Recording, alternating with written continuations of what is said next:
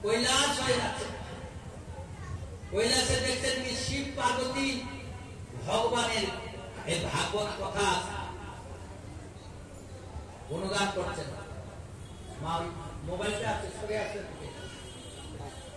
ভগবানের কোন কথা করছে, পার্বতী কোলে বসে আছে, শিব ঠাকুর পাঠ করতেছে, ঋষি মুনি দেবর্ষি আদি বহু ভক্ত সেখানে পাঠ করতেছে।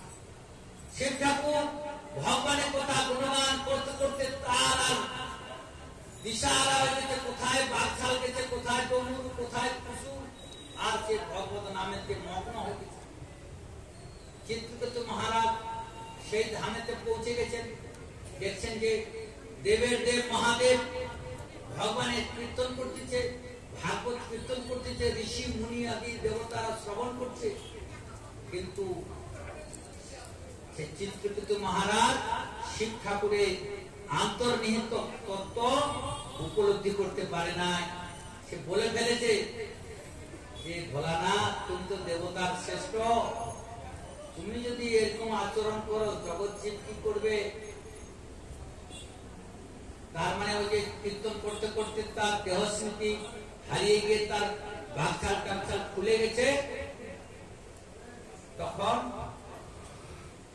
সেই কথাটা চিত্রকেতু মহারাজ বলেন, কিন্তু পার্বতী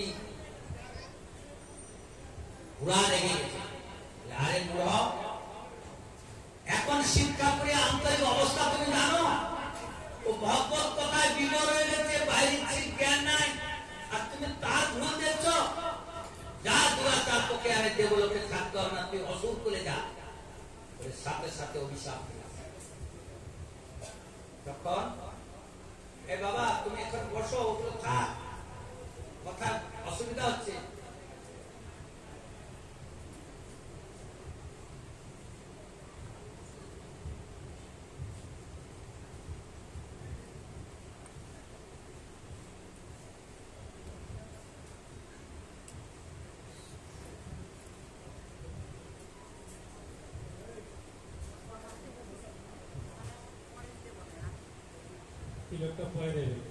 যখন কাজ শেষ হয়ে যাবে তখন দেবে। তারপরে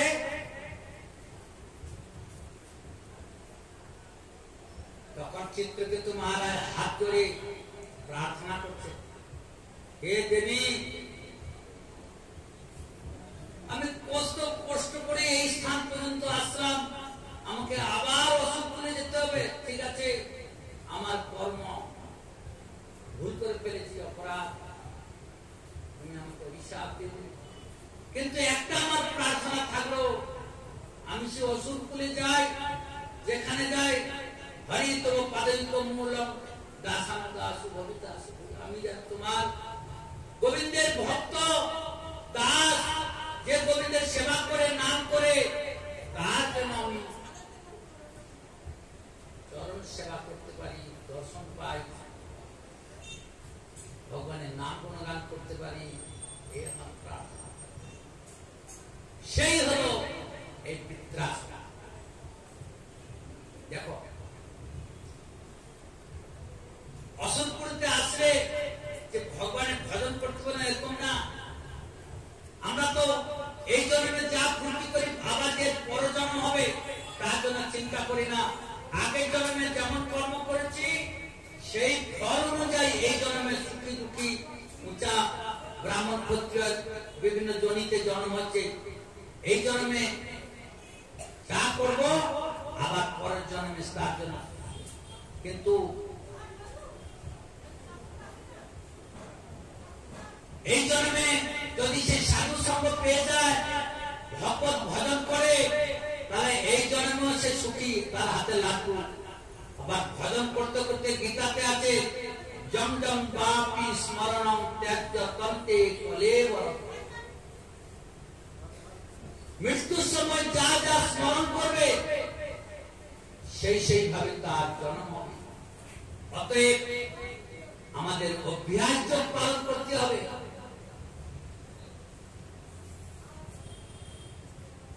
গীতাতে আছে, অর্জুন বলছেন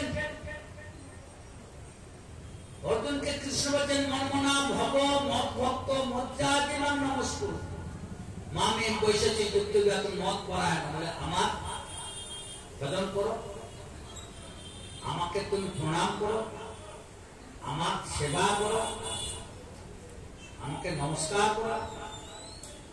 অর্জুন বলছে প্রভু চঞ্চলী মন কৃষ্ণ প্রমাতি বলবতরের মনটা বড়ই চঞ্চল, কথা শুনে না, অসৎসঙ্গটা ভালোবাসে, সারাদিন রোজি রোজগারে ব্যস্ত থাকে। রাত্রিবেলা যখন সব প্রাণী শুয়ে যায়, রাত্রে 10টা বাজলে সব যখন দোকান বন্ধ হয়ে যায়, এই দোকানে একটা বন্ধু, ওই দোকানে একটা বন্ধু, সেই দোকানে একটা বন্ধু, ওই মোড়ের কাছে গিয়ে ফুর্তি মারে। আর কি ফুর্তি মারে? ওই লাল জলের বোতল নিয়ে গিয়ে ফুর্তি মারে। এই হলো তার মনের পরে চঞ্চল মন, তাকে অসৎ চিন্তায় সবসময় ব্যস্ত। অর্জুন বলছে এ আমি চঞ্চল মন, তাকে কি করে তোমার ভক্তিতে লাগানো যায়? তখন কৃষ্ণ বলছে, অর্জুন বলছে বায়ুকে যেরকম বসে আনা যায় না, মনকে তুমি বসে আনা যায় না। ভগবান কৃষ্ণ আবার উপদেশ দিচ্ছে অসংসহ মহাবাহু মন দুর্নিগ্রহতর অভ্যাসের তো কন্তীয় বৈরাগ্য। এই ছেলে দুটাকে এখান থেকে হাঁটায় রাখে, দুষ্টামি করছে।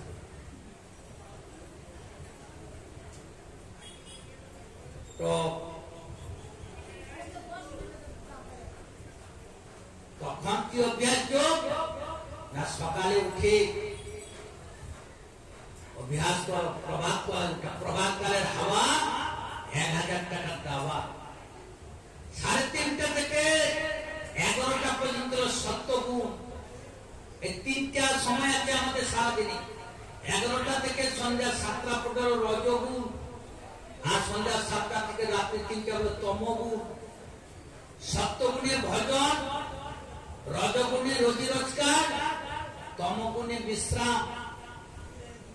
আর এখনকার মানুষ তার উল্টা চলছে, রাত্রে 2টা 3টা পর্যন্ত জেগে থাকে, আর সকালে 10টার সময় তার বিছানা থেকে ওঠে। আর সকালবেলার হাওয়া তার শরীরে লাগে। এই সমস্ত জীবন শুদ্ধ জীবনের কথা না, আদর্শ চরিত্র না, এটা সাধারণচিত শরীর না, আদর্শ সমাজ নাই। অতএব গুরুর আজ্ঞা মানো, ভাগবতের কথা মানো, জীবন সুন্দর করো, তারপরে ধর্ম যাপন করো। আগে যদি জীবন সুস্থ না হলো, ভজন করবেন কি করে? এই দেহটা দিয়ে তো ঈশ্বর ভজনের জন্য, এই দেহটা ভোগ বিলাসের জন্য না। মনুষ্য জন্মটা একমাত্র মুক্তির জন্য।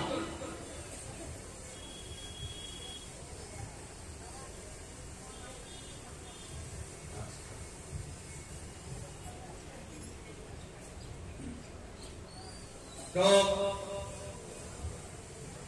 এভাবে চিত্রকেতু মহারাজ সেই সংসার দশা থেকে তিনি ভগবত ধামে যাচ্ছিলেন। আবার একটু ভুল হওয়ার জন্য, বৈষ্ণব চরণে অপরাধ হওয়ার জন্য আবার তিনি অসুরকুলে আসলেন।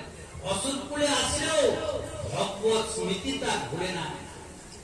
আমার গুরুবর্গ বলছেন যে কীট জন্ম হোক তথা উয়াদাস বহির্মুখ ব্রহ্ম জন্মে নাহিয়া।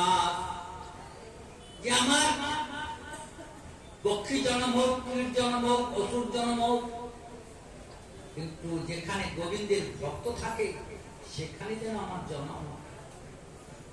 এই যে কালকে যখন পাঠ করছিলাম না, একটা ওই যে আসলা উড়ে উড়ে এসে ভাগবতে এসে বসেছে, অনেকক্ষণ বসেছে। আমি এর জন্ম ধর্ম, এই যে এখানে ভাগবত হচ্ছে, আশেপাশে যত বৃক্ষ লতা পশু পাখি কীট পতঙ্গ সর্প আদি আছে, তারাও মন্দিরের আশেপাশে জন্ম হলে কীর্তন হচ্ছে, পাঠ হচ্ছে, আরতি হচ্ছে, সব ওরা শুনছে। পক্ষী জন্মে, কীট জন্মে ওরা ভগবানের নাম পাচ্ছে। আর আমরা মানুষ, ওরা যদি উদ্ধার হতে পারে আমরা পাবো না? অতএব আমাদের একটু সময় বাঁচায় না। আজকে 10 তরকারি রান্না করলাম, 1 তরকারি রান্না, 7 দিন না গায়ে সাবন দিলাম, 7 দিন না কাপড় কাচলাম, ভাগবত হলে তারপরে করবো। এই সময়টা চলে গেলে আমি আর পাবো? 1 বছর আর পাবো? একটা ভাগবত সমাজ করতে গেলে কত পরিশ্রম, কত লোক লাগে, কত পয়সা লাগে, তারপরে একটা ভাগবত কথা শোনা যায়। সাধু মহারাজকে নিমন্ত্রণ করতে হয়, কত ব্যবস্থা করতে হয়, তারপরে যে দুর্যোগ, গরম, বৃষ্টি আদি সমস্যা। অতএব আপনারা ভাগ্যবান ভাগবতী। আজকের হলো মহাদ্বাদশী তিথি। মহাদ্বাদশী তিথির কথা একটু বলবো। এখন একটু আমার প্রভুরা একটা কীর্তন করবে, আপনারাও তার সঙ্গে সঙ্গে হাতে তালি।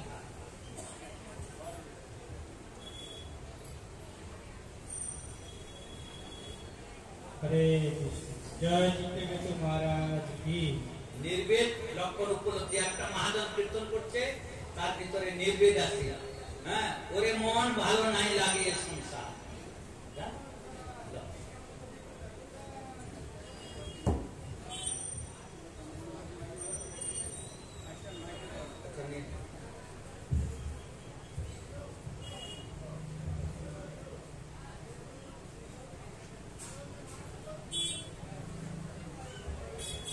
আমাদের গুরু ভাই, ও গুরু ভাই এই শীতলকুচি থাকে।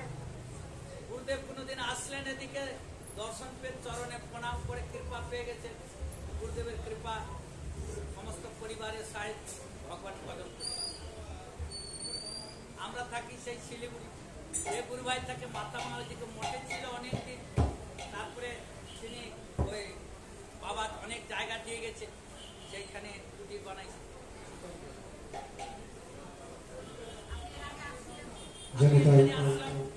অনেকদিন আগে, অন্তত 22 বছর আগে, তখন কিন্তু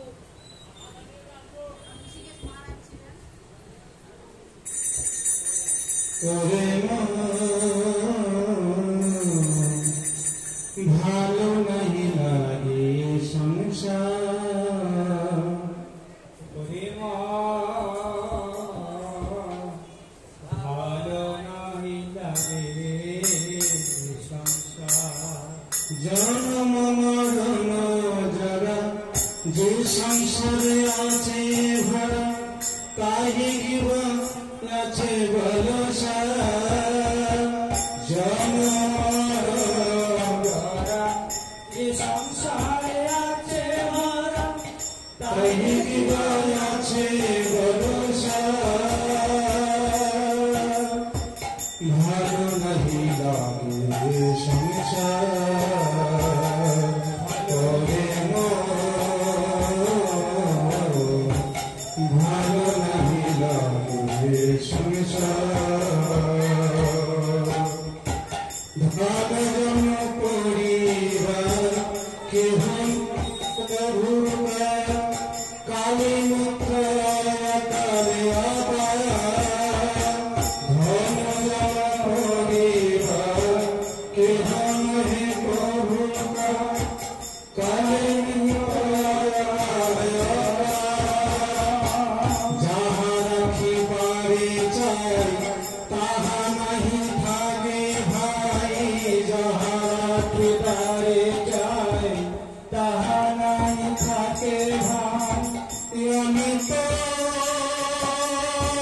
সমস্ত বিনাশ সমস্ত বিনাশ। আয়ু যদি অল্প দিন ক্রমে তাহা হয় ক্ষীণ। আয়ু যদি অল্প দিন ক্রমে তাহা হয় ক্ষীণ। আয়ু যদি অল্প দিন ক্রমে তাহা হয় ক্ষীণ। আয়ু যদি অল্প দিন ক্রমে তাহা হয় ক্ষীণ। সমনা নিকটতা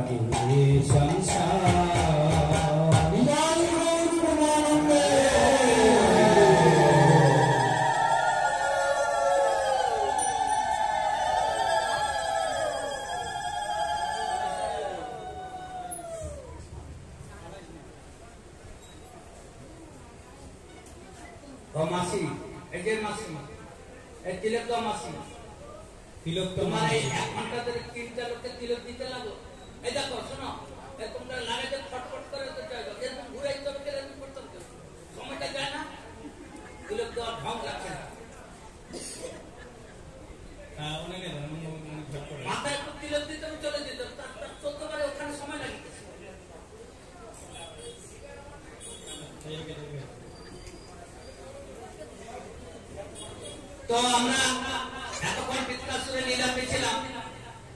বৃত্তাসুর যে সংসারের দুঃখ থেকে কেমন করে ভক্তি রাখতে গেল সেটা এই কীর্তনের মাধ্যমে দেখাচ্ছে।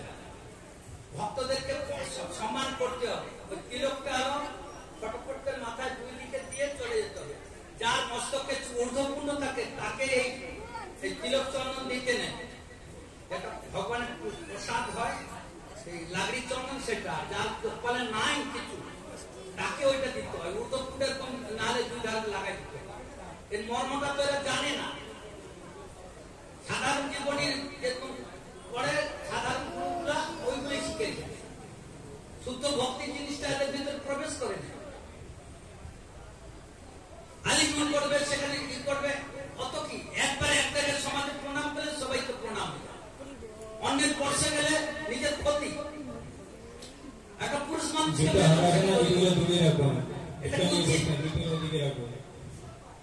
জুতো আড়ালে পাশে অনেক দোকান আছে, ডাইনি পায়ে সামনে পিছনে শুদ্ধ আচার শুদ্ধ নিয়ম এদের ভিতরে প্রবেশ করে না।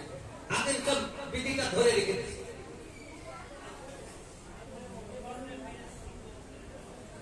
বৃত্রাসুর যখন এরকম ভাবে